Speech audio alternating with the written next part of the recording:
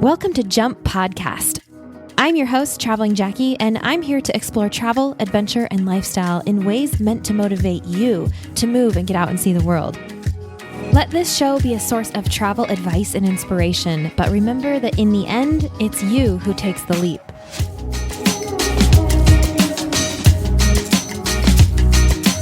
Hey guys, we are back after a sort of unplanned little break there. Thanks for bearing with me.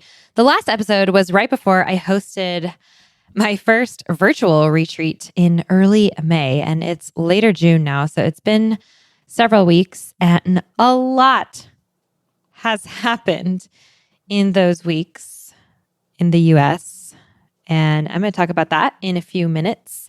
But the retreat was really amazing. Of course, unfortunate that we couldn't do it in Italy as originally planned. We are going to do that next year, but the virtual version was so cool. It worked so well. And I just want to give a shout out to everyone who participated.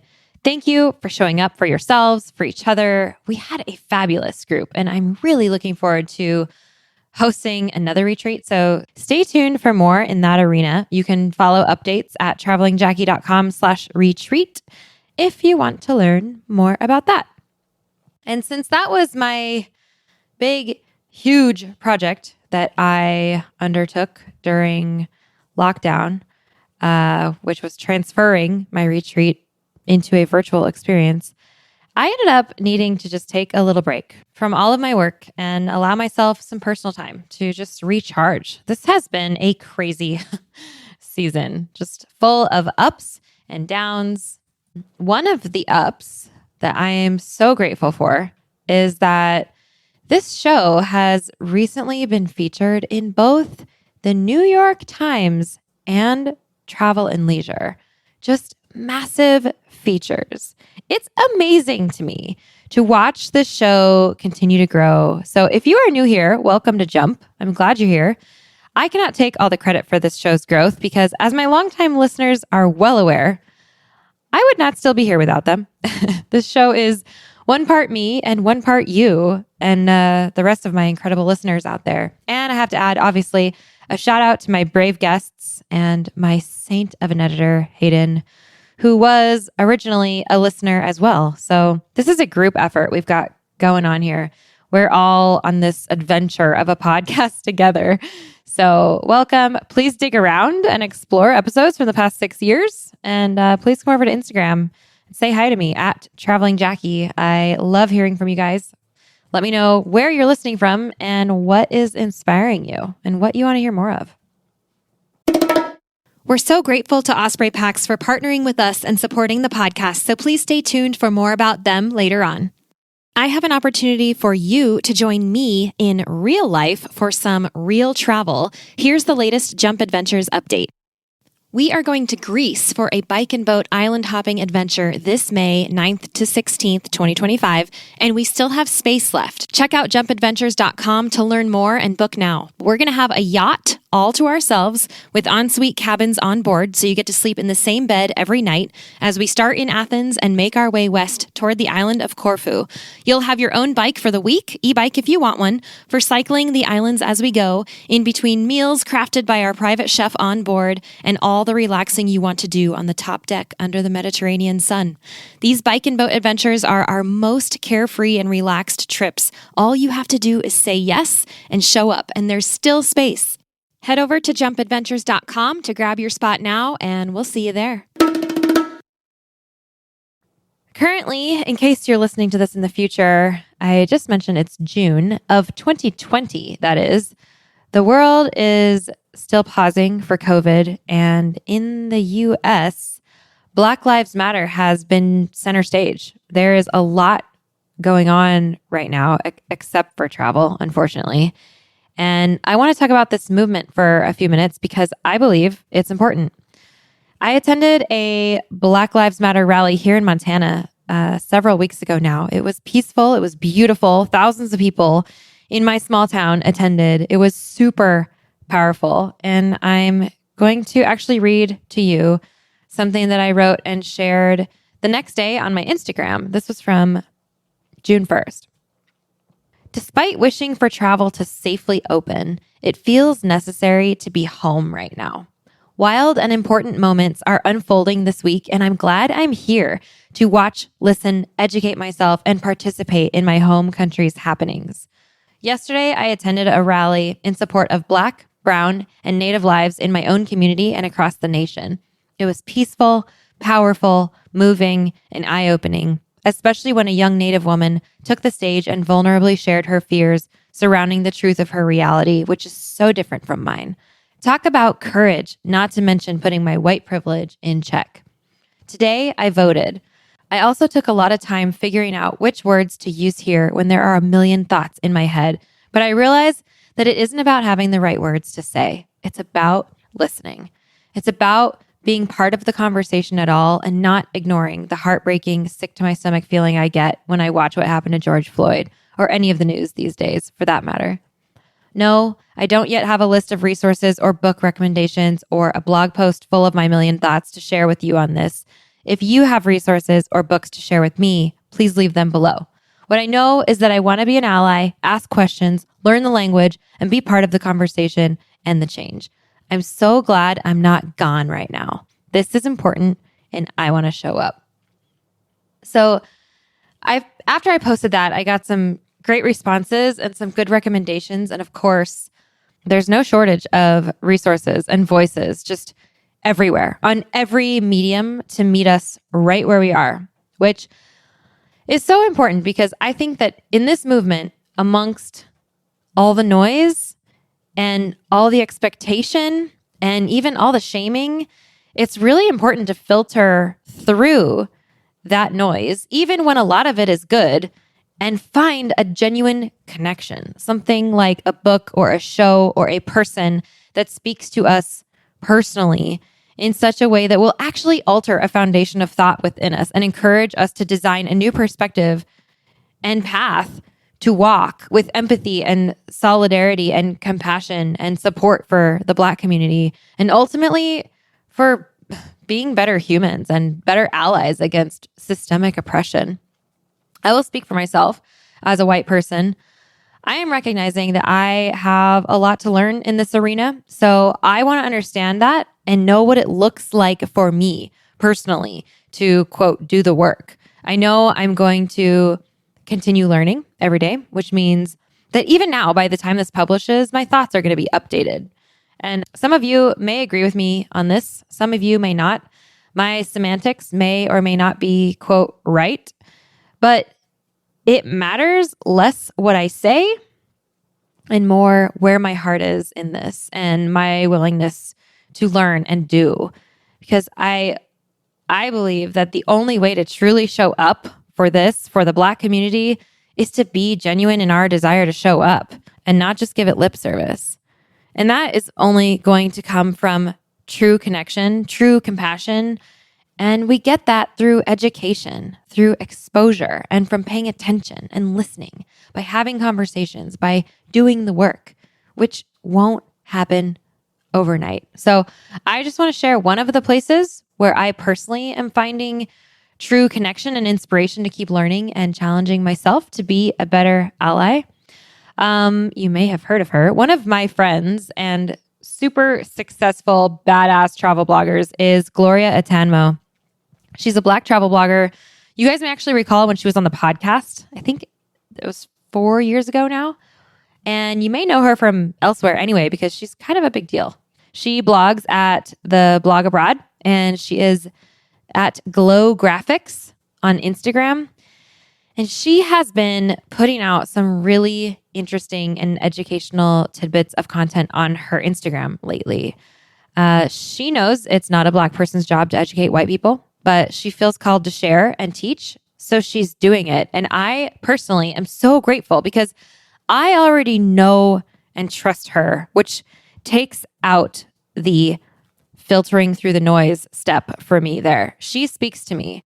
I've learned so much just from paying attention to her platform lately. So I want to share her Instagram with you if you're not already following her. So I'll say it again. It's at Glow Graphics. It's GLO Graphics, like graphic design, GRAPHICS, Glow Graphics.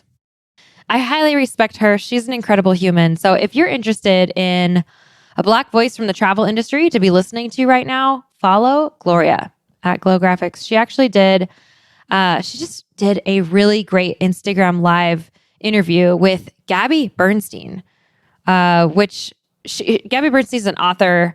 I've read a couple of her books.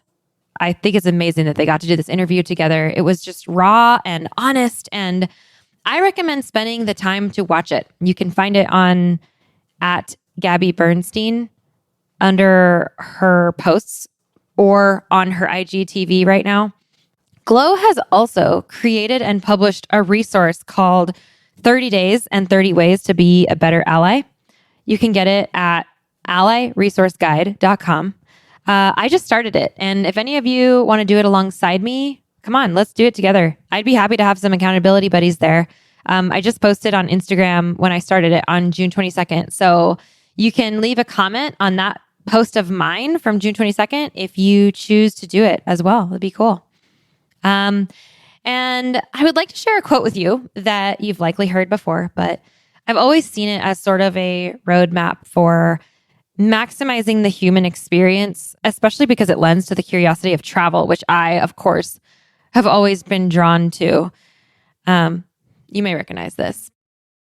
Travel is fatal to prejudice, bigotry, and narrow-mindedness, and many of our people need it sorely on these accounts. Broad, wholesome, charitable views of men and things cannot be acquired by vegetating in one little corner of the earth all one's lifetime. That is, of course, Mark Twain. So my people, my friends, I believe that if you're here with me in the travel arena, we're on the right track. Let's stay curious. Let's keep traveling, even figuratively in our own country right now. Let's keep learning. Let's keep opening our minds and our hearts to other people and cultures. Let's listen to their stories. Let's put our money where it makes a positive impact. Let's be responsible travelers, both abroad and at home. Let's just do our best to be responsible humans. Hey?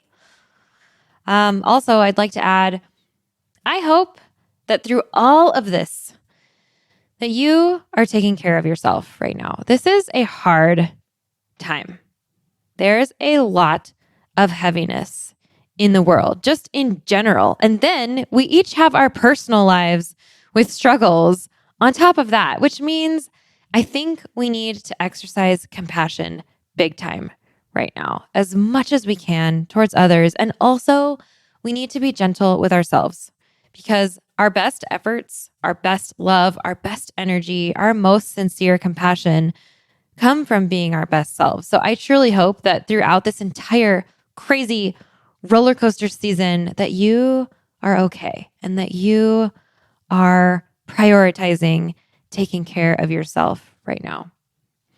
And I want to say thank you for being here, for listening, for letting me speak to you, for hanging out with me today. I appreciate the opportunity to be in your ears.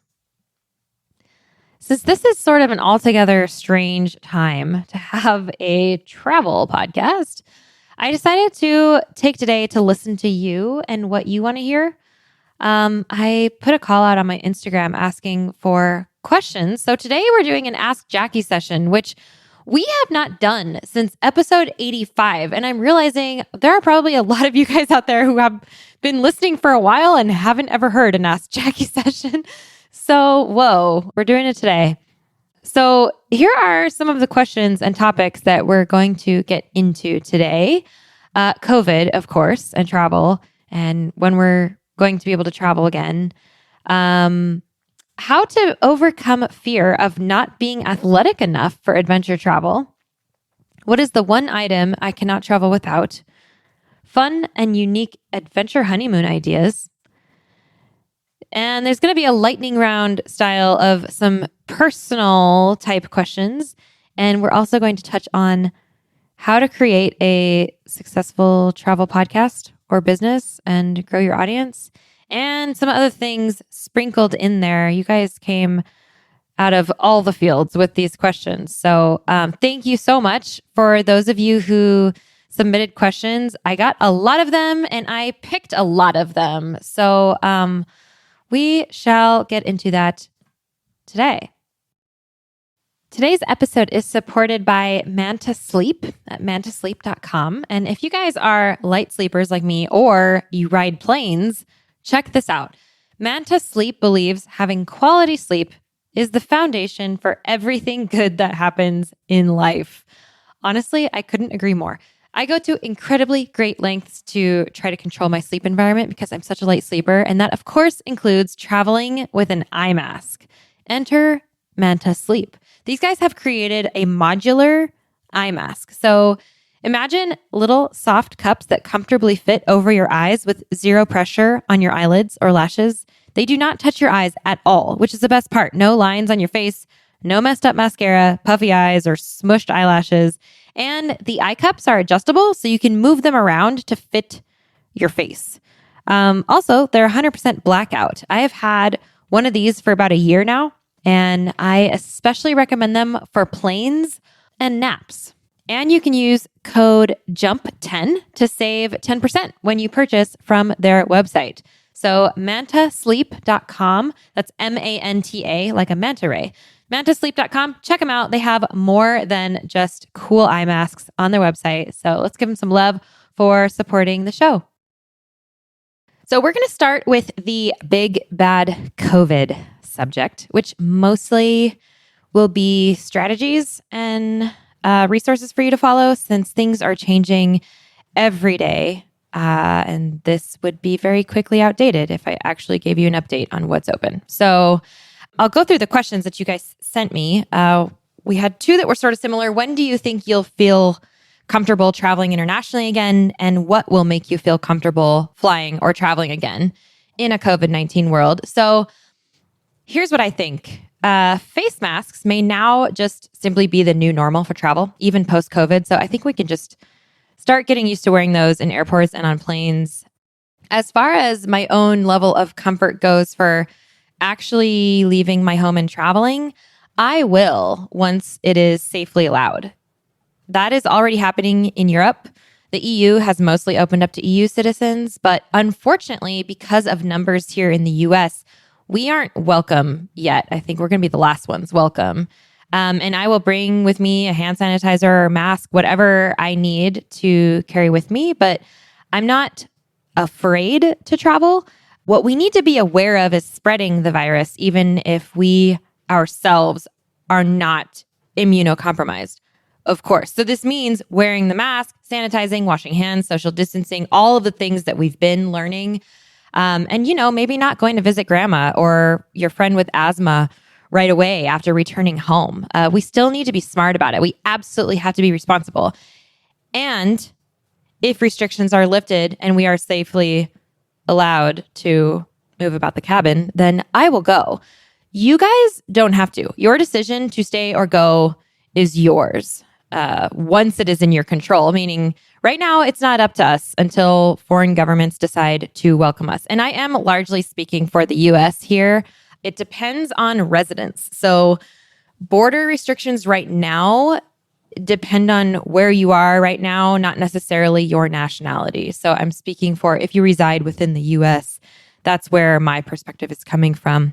Personally, I have a group trip planned right now for a jump trip planned for Croatia at the end of September. And I have all my fingers and toes crossed that it's going to be a go. We are still waiting for a final verdict on that. We have to wait until Croatia says we are welcome. So on that note, the best way to keep up on travel restrictions and border closures, etc., is to research the individual country you are planning on going to. So go to the embassy website in that country. For example, let's use Croatia. If you Google U.S. Embassy Croatia, you'll see it come up. It'll be a .gov website, and there will be a COVID-19 page listed under each of these websites that you can check to see where they stand with border restrictions. And again, this is for where you're coming from, where you're a resident of right now, because it doesn't matter if you are, if you are from the United States, but you're living in the UK right now, then it matters what it is for UK. It doesn't matter as much where your passport is from. It matters where you're coming from. So Pay attention to that. That's how you can Google it. Look for the embassy websites because they are the ones functioning with the UNWTO, which is the World Tourism Organization. That's where the information is coming down from, is from the government websites. So tourism is reopening very slowly. It is opening though, and there is a lot of optimism around that. But since we are in the US, we were hit hard and late. We are also going to get a late invitation to the tourism party here. But there is a lot of hope out there that it will be sometime later this summer, but it really is all up in the air. So we sort of just have to watch and see what happens. And paying attention to those embassy websites is the true facts of what's going on, even though you can you can Google like, when will Americans be allowed to travel to Europe? And you'll get articles from Forbes and Business Insider and, big websites that speculate, but they're speculations. And they do have facts, some about which countries have opened already to EU, etc. But that's just one small example. There's still all the rest of the world too. And so for regions to travel to. So the best way is just to look specifically at the government websites. Another question I got on this: do you think international travel will require more approvals to enter, screenings, paperwork, etc.? This I cannot speculate on. It's up to each country. So the bottom line is, make sure you know the rules going both directions, meaning arriving in the country, your destination country, and coming home from that country when you make your future travel plans. And again, these are going to be changing. And so don't check once, keep checking.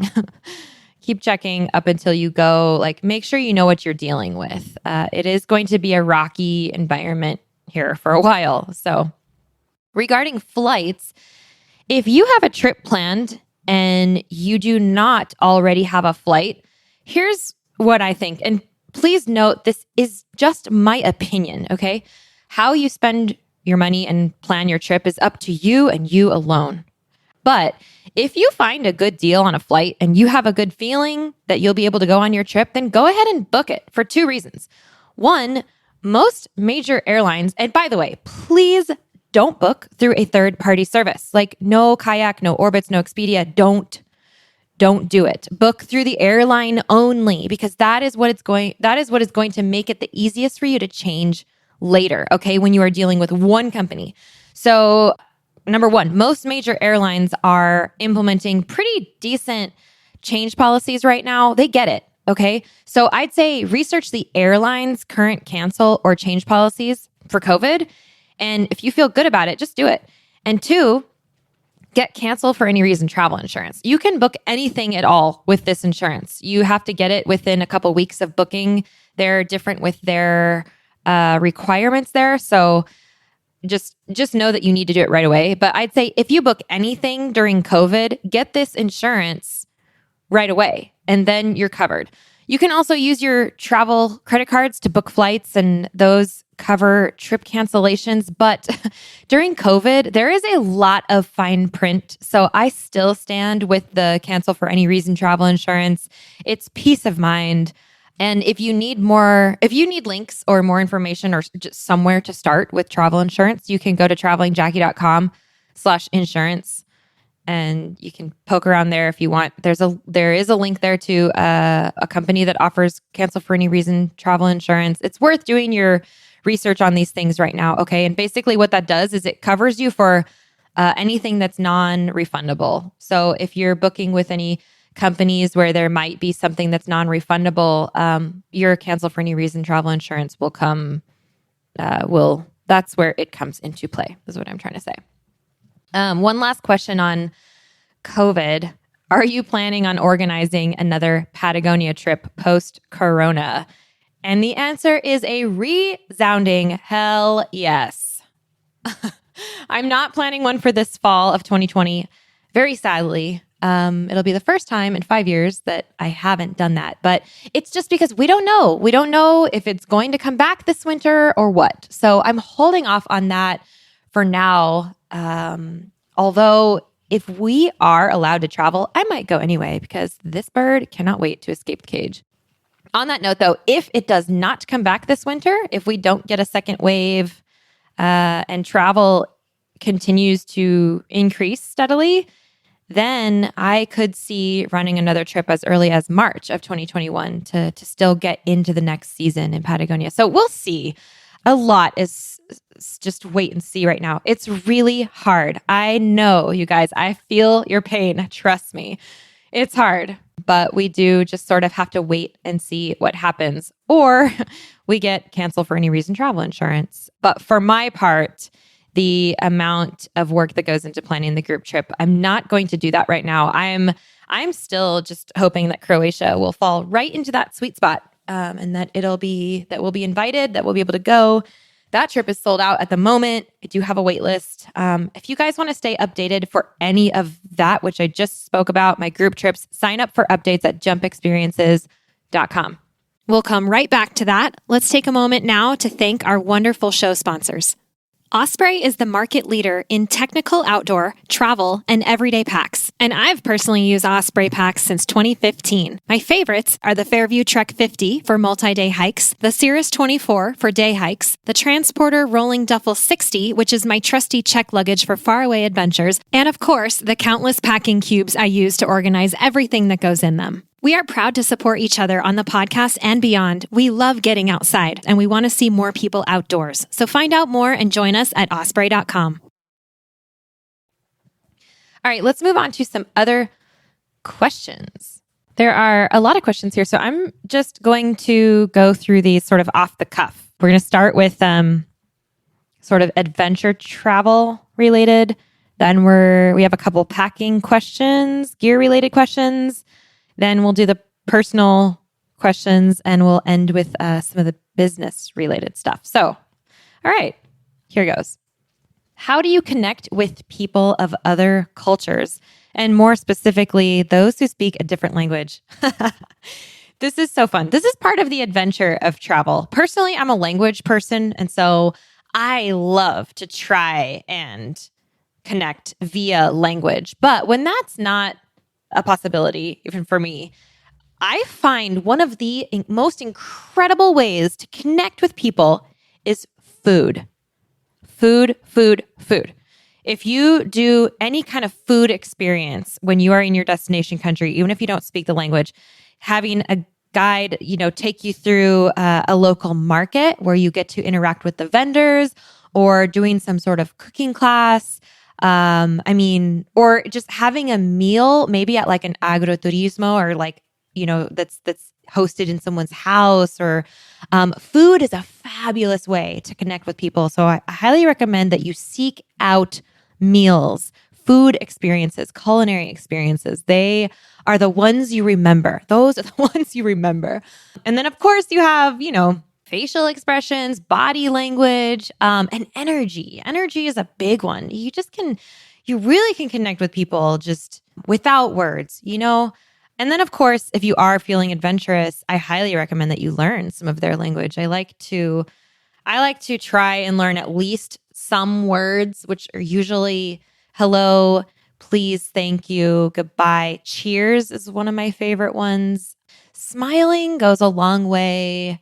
So yeah, the people experiences are one of the best in travel. And so seek those out. Don't be afraid, even if you don't speak the local language.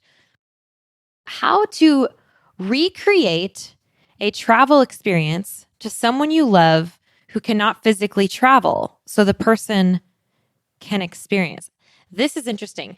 If you know that this is going to happen, like if you haven't taken your trip yet, video is massive. Video is so massive. If you can take your own videos, do it. If you have an option to purchase a video that was recorded while you were bungee jumping or whatever, do it. Hopefully the person can see. So if you can use video, that is the best way to do it. Even if you didn't do it yourself, you can Google from the same place or the same experience and see if other people have sort of uploaded these videos. But I also would say, aside from, a video like a documentation of the experience, get out your storytelling skills. Get out your photos and take them on the experience. Just sit down with them and show them. I used to do this it was so, oh man, this hasn't happened in so long, but my parents used to look forward to sort of like a slideshow time. Like I would come back from a giant trip or whatever. And I mean, they'd be so excited to just like sit down and just watch, just like, okay, Jackie, go, like show us everything, tell us everything, you know? And so I would say become a storyteller if you, and just do your best, you know? Another thing is to cook them a meal from the place that you went. So again, coming back to food is a powerful one.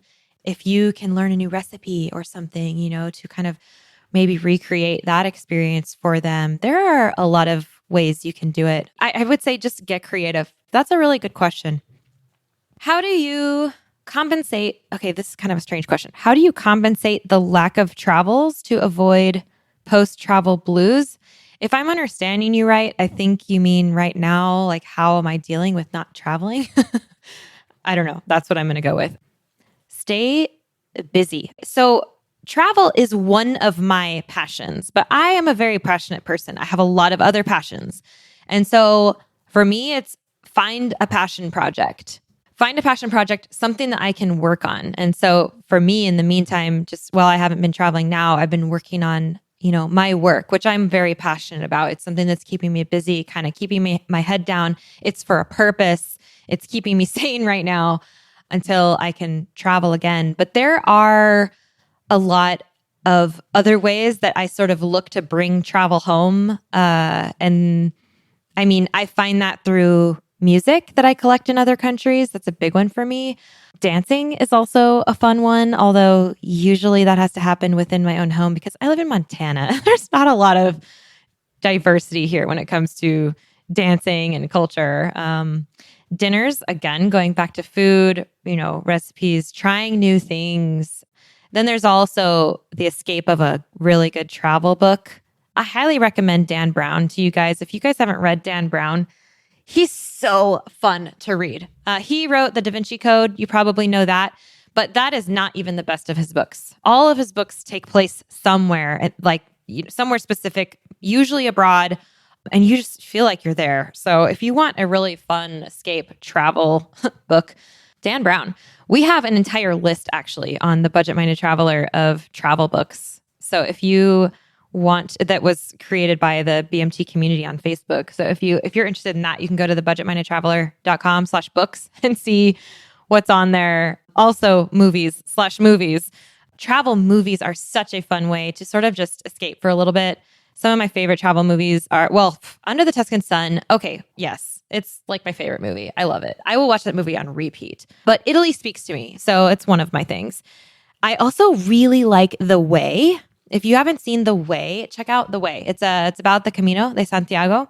I think we've actually mentioned it here on the show at some point. But, you know, sometimes you just need to escape. And so books and movies I find are great for that. Also, plan a trip. Travel will return, okay? Planning a trip is a really great way to sort of get your mindset in a way to look forward. You can start the saving. You can start, dreaming. You can start collecting the gear. There's a lot you can do in planning a trip, even if you don't know exactly when that's going to happen yet. That's okay. So those are the things that I'm sort of doing right now. I'm staying busy, doing other passions, things that really light me up, and then every now and then I'll take a travel escape. So next question, how to overcome fear of not being athletic enough for adventure travel, like hiking and biking? I love this question. You know what? This is a mindset. So my question for you is, what kind of traveling do you really want to do? Because if you want to hike and bike and kayak, I'm telling you, you can. There is a way if there is a will, okay? You can train, you can practice, you can research, you can do a lot of things to get your mindset into that arena. If you really want to do some sort of adventure travel, that is up to you and you alone. Nothing will stop you. And also, there is nothing that makes you feel more alive than facing your fears. Truly. I think it's sort of a strange addiction that I have, even though it terrifies me, is facing my fears. I tend to do it a lot when I'm traveling, when I'm facing different adventures. I am very much afraid of heights and water, and I find myself doing adventure activities in heights and water over and over. And it's freaking scary, man. But you know what? I feel so alive afterwards, and I feel so much stronger. And I mean, it's like raw. Like you can feel the air. Like it's intense. Facing your fears. It's amazing. So I encourage you all to do that as often as you can muster the courage. There is limitless potential for personal growth and strength and confidence when you face your fears. So I would work first on that mindset. Just get there so you can actually do it. Okay. Fun and unique honeymoon ideas and best place for an adventurous honeymoon. Yeah, people, I love this. Okay, off the cuff, I'm going to list a few that are going to come to mind right now. If you're, oh man, and these are adventures, but hey, this is what I do. So there is a place in Cotopaxi, Ecuador. This is where I host my women's retreats. I did for the last couple of years. It's called Hacienda El Porvenir. I'm trying to think of what's going to be easiest for you guys to look up.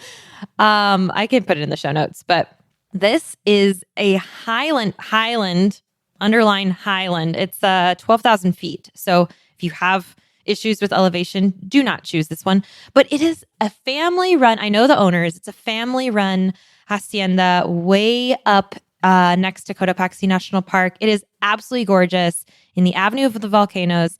And everything's on site. So you get these amazing, cozy, comfy little rooms with fireplaces, and there are horses. You can take horseback rides. That's where we do our ropes course. You can go hiking, biking. The food is amazing. I'm in love with this place. So I think it would be such a fabulous adventure honeymoon. It's quiet. I mean, you're sort of catered to. It's a small hacienda, so there's only like 12 rooms or something. So there's never going to be a lot of people there. And what's cool about Ecuador is it doesn't really matter what time of year you go because it's near the equator. So the weather, while not always awesome, it's always pretty consistent. And I go in February because it's generally pretty nice in February. So there's one idea for you. Another one that comes to mind is kayak camping and whale watching in Baja, which is, let's see, it's actually out of Loreto. So if you've ever heard me talk about Loreto, that's where I lived for a couple months, a couple years ago in the middle of my big nomadic travels. But you can do this with row adventures. That's an easier one. Row, like rowing a boat. Row adventures. They're actually out of Idaho, and they work with locals in Mexico. I've done this trip with them, and it knocked my socks off. It was fabulous. I had no idea what I was getting myself into, and it was just freaking rad, man. So you spend a few days, and it's a three day thing. So they have all sorts of options down there, but you spend 3 days kayak camping. So you get in these kayaks and you're paddling around the islands of Loreto Bay National Park. It's gorgeous. There's no one around. You're camping on private beaches. The stars come out at night. I mean, private beaches meaning you have to have a permit to be there. So you're going to be the only ones there. And it's all supported. They have like a boat that comes with you. There's a chef. I mean, it is so I really, really want to do this again. So there's 3 days on that side. So this is the Sea of Cortez side of Baja.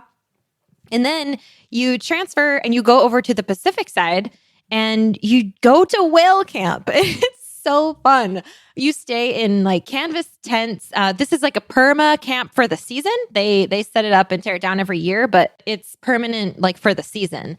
And you go and you just take boats out. You learn about gray whales and it is so cool. And also no one around. I mean, you'll see other boats when you're out there, but you get to just go out and whale watch each day and you learn about the whales, which I think is one of the, it's like you attend whale school. It's really interesting. And you get to watch sunsets over the dunes and over the ocean. And you are out there. You feel it. It's beautiful. So that's another one, row adventures. And then, of course, I'm going to mention a self-guided bike tour. Do a self-guided bike tour. Go to biketours.com and explore. By the way, none of these are sponsored. These are just what I'm coming up with. I did a few bike tours in 2018 in Europe. And I absolutely fell in love with it. In episode, you can go back and listen to episode 91, which was about my self-guided and solo, by the way. So if I did this by myself, you can definitely do this with your partner. Bike tour along the Danube River in Austria. I started just inside the German border in Passau, Germany, and rode my bike 220 miles to Vienna. It's one of those where you can't get lost as you're going along the river the whole way. Like, you really can't get lost. You can take wrong turns, but you won't get lost, you know? It's pretty flat. Go listen to that episode if that at all interests you. Episode 91 was that one. I also did from south to north through the Swiss Alps. You can listen to that episode that was episode 104. And I did that one with my friend Carly, who you'll hear her on the episode too. But what I love about the idea of doing the self-guided bike tour is that it's just you. So you decide what you do all day, but it's supported. So someone else carries your bag from hotel to hotel. You're not roughing it. You get to decide what kind of accommodations you want to stay in. I mean, when we were in Switzerland, we were staying in such nice hotels with like spas, and we got fondue every night. And I mean, we chose where we got to eat our dinners. And I mean, it was very, very, there was a lot of freedom, just enough support to feel like, yes, this is the coolest design for a trip. And so I'm such a fan of the bike trip. If you're going to do an adventure honeymoon, give it a shot. I was not a biker, a cyclist, whatever. Before this, I was sort of afraid to see how I was going to do on the bike. And oh man, I will tell you, I actually finally this week, this is one of the coolest things that has happened since COVID. I actually got my own bike, finally, because I love it so much. I got a hybrid touring bike. There's a rack on it. I'm like ready to put panniers on it and go travel because this is how much I enjoyed these trips. And I mean, you guys know I'm planning this bike and boat trip in Croatia this fall. That's what we're doing. It's biking, island hopping and biking in Croatia. And I mean, I'm hooked. I'm obsessed. I love it. And so I cannot speak highly enough of taking a bike tour if you want an adventurous honeymoon. Heck yeah. That's, again, you can look at biketours.com for that. I am a very proud ambassador of them. So ask me if you have questions about that. And actually, I have a lot of content on my website about my bike tours. So you can go to travelingjackie.com/bike tours if you want to watch the videos and see more about my adventures there. I could make this its own show. I love this question about fun and unique honeymoon ideas. And congrats, by the way, if you're planning a honeymoon. Moving on, packing. What is the one item you cannot travel without? That would be the first thing that always comes to my mind when somebody asks me that is my Anchor charger. If you go to travelingjackie.com/pack, you will see all the things that I like currently use for all the different arenas of my travels. It includes my mobile office, my adventure gear, like my regular clothes, my shoes, just my luggage, just everything is at that link, travelingjackie.com/pack. One of the things you'll see on there is a charger. It's Anchor, Anker.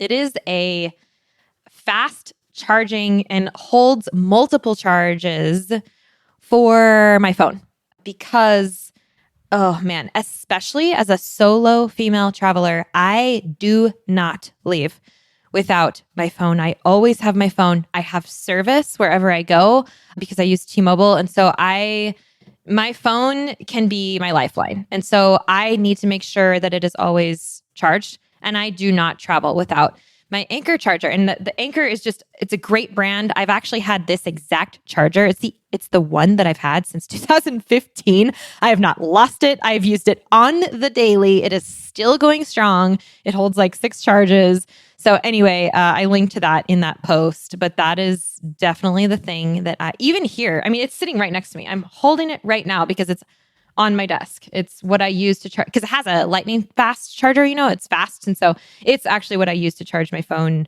whenever I charge it. But it's my trusty charger. So that would be the thing. Next question. Let's hear about your paddleboarding arsenal, board, cooler, gear, etc. So I use an iRocker paddleboard, And when you get it, it comes with a pump and paddle and leash and like all the things. They also have a really cool thing that's like it's a deck. They call it a deck cooler.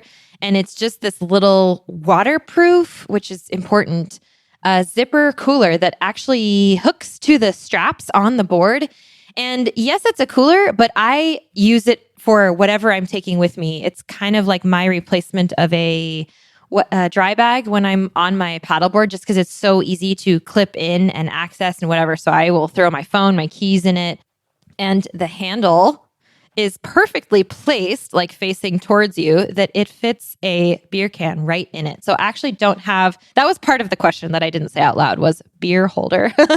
I don't actually have a specific beer holder for it. I usually put my can just right in the handle of my deck cooler. But there are cool beer can or just drink cup holders for paddleboards as well. And I usually do not stand on my board. I sit because I'm all about, I just want to get out on the water and just relax. And I have told you the two things that I'm afraid of: heights and water.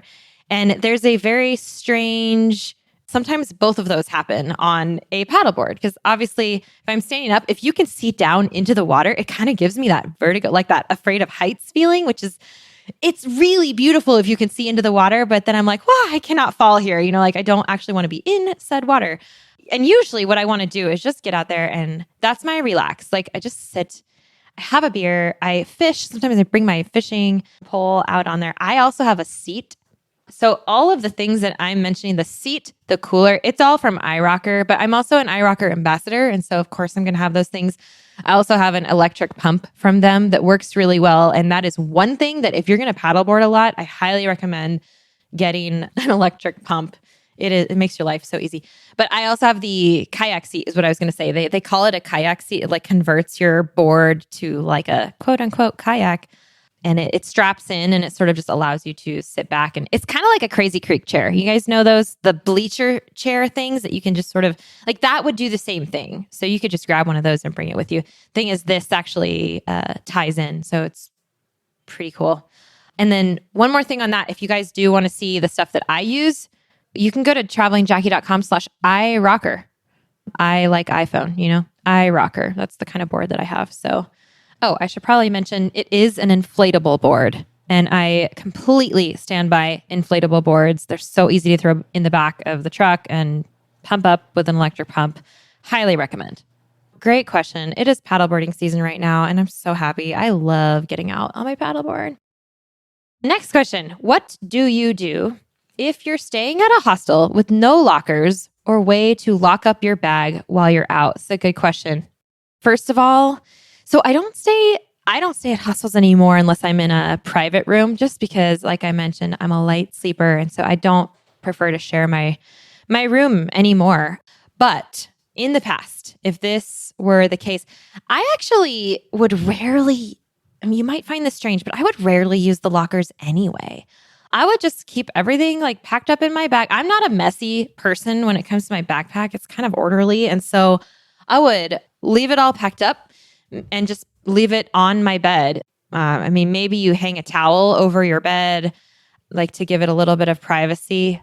People in hostels are cool. That's what I find, like they're going to be your friends, they're not interested in going through your stuff. Like I don't want you to be afraid of the people in your hostel dorm. You will sooner have friends than enemies there, unless somebody snores. And then, please get your own room. But no, mostly people at hostels are super cool. No one's going to mess with your stuff. I really do. Like some people just leave their stuff everywhere. And I look at this and I stand there. I just stare. I'm like, this is amazing. Their stuff is just out and everywhere and they don't care. And you know what? No one touches it. So if you are concerned, you could always bring, like if your bag zips closed, then lock it yourself, like with your own little bag zipper, or, take your most valuable things in your day pack with you and wear it on your chest if you're that worried about it. But I'd say, leave it. Or if it matters that much to you, find a hostel that has lockers if it matters that much to you. And otherwise, go with the flow, I'm actually going to link in the show notes to a really great article that we have on the Budget Minded Traveler it's called why I'm 30 and still stay at hostels, which is hilarious because people of all ages stay at hostels, but it's got some really great points. So if you're at all interested in digging into the hostel world, I'm going to link to that in the show notes.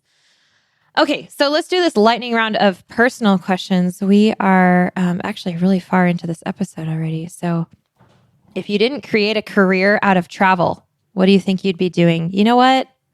I have no idea. Before I was doing this, I was doing some work in translation. So maybe it would be something along the lines of Spanish, English, something. But I feel like this whole business was born because I had to do it, because this is where I live. This is my existence. My biggest passion is in the travel world and connecting people through that. So I don't know. That's a good question. What do you miss most when you come back from your travels and go back into daily routine? Oh man. You know what? I've come to such a point now where I feel like my life is pretty balanced. So now I am grateful for both. I'm grateful for the adventures and I'm grateful for the routine. Before, I think it was, before when I was still just rearing to go, just always wanting to be gone, the thing I would miss the most is the simple adventure of absolutely everything. Even going to the store is an adventure. Getting breakfast is an adventure when you're in a different country. And so I think that just the novelty of all of that amazing adventure is what I would miss the most when I would come back home. But like I said, now I've spent just so much time on the road that I'm so grateful right now to have a home of my own and like a couch that has my name on it. And there are things I really appreciate about being home. So in fact, I'm trying to use all of that as silver linings during COVID, as I have spent a lot of time on the road. There are so many silver linings to being at home that I'm just trying to be grateful for all of it right now. When am I coming back to Italy for a real carbonara? Oh gosh, hopefully October. I have a carbonara recipe on the budgetmindedtraveler.com and I shared it a while ago it was International Carbonara Day or something. And so a bunch of us were making carbonaras. So I think that's where that question comes from. That's actually from my friend in Italy. So I love that. Someone asked, actually, this is from Justin, because I do care, how are you holding up? I appreciate this question, Justin. Thank you. I'm okay. I'm okay. This has been a really rough season. I knew when it started that it was going to be a roller coaster, that it was going to be ups and downs, that there would be dark days, dark weeks, and there would be bright days and bright weeks. And that is what's happening. And sometimes you go up the roller coaster and things are great and you fall again and things are dark and you come back out and things are better. And so it's up and down, to be very honest with you. It's up and down. And I don't think any of us are without our own struggles ever, actually. But on top of, global pandemic and all the other things, it's an interesting season. But I'm okay. Thank you for asking. What do you wish you'd known before starting your long-term travel? That I have to go back to when I was like 17, honestly. And when I do, because this has been my life, is like long-term travel. So what do I wish I'd known? Well, I wrote a book about that, which I then turned into a course. So if you want to learn all the things that I didn't even know to ask before, you can. I put it all into a course. So if you go to travelingjackie.com/course, you'll find that. And that's 10 years of experience, basically answering the questions that you and /I don't even know that you need to ask at the beginning. So I think that's my answer to that one. Thanks for asking. Next one is easy. How many countries have you been to? I am at 54. I just went to Morocco right before lockdown, and that was country number 54 for me. All right, let's move on to the last few questions, which are sort of business related. First one, I kind of like this. How do you fund your life that gives you the amount of freedom to hike the amount of calendar days that you do? And I'll tell you, there's a lot. I mean, I could write a whole book on just these last few questions, and there are blogs and all sorts of resources out there that also address these. But to just sort of give them some quick answers, I designed this lifestyle so that I can do what I'm passionate about, which is not only traveling because it's in my blood, and when it's in your blood, you have to answer the call, but also teaching and connecting people to travel. I'm very passionate about that and growing through travel and all of that. And so my business has sort of evolved around these passions that I have, which basically started by creating the blog and the podcast and learning how to monetize them. And, all of this evolved over time. I mean, I didn't have the podcast when I started. I didn't know I was going to even do that.